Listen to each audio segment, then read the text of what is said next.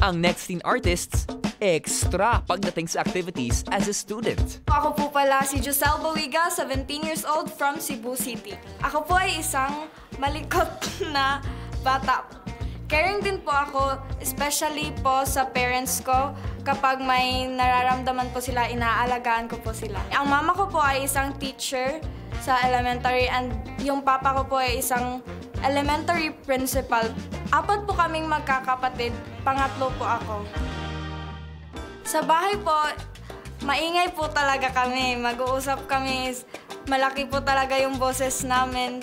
Konting kwento po, may tawanan talaga. Very happy po talaga yung family namin. Kumakanta lang po talaga ako sa bahay namin. And then, eventually po, pinakanta po ako sa school events namin. And then, nag-voice lesson na din po ako. As a teen po, ang biggest issue po na hinaharap ko ngayon is yung mental health problem ko po.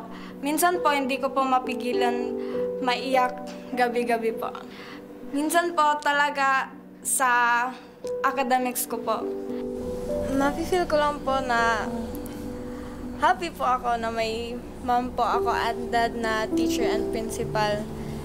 And hindi naman po ako nagpe-pressure sa kanila. Yung sarili ko lang po talaga yung nagpe-pressure sa akin. I hear that a lot na parang minsan sa kanila na mismo ang galing yung pressure. What do you tell her and yung mga kapatid niya? Sabi namin sa kanila na kung ano lang yung maabot nila, yun lang yun. Hindi naman kami naghanap ng yung anak namin na magiging honor students or ano ba yun. Wala. Sa kanya lang mismo nang galing yung pressure. Naniniwala po kasi ako sa buhay na laban lang po ng laban, wala po talagang susuko. Thank you sa inyo ni Papa kay bisan hain kayo ako mo apil sa contest aragad ka mo permi. Nagpasalamat lat ako sa inyo kay permi ka mo suporta. Mama, si Papa o si Mama is always here lang. Kung may problema, dili taguon, isulti ka Mama o kang Papa. We are so proud of you.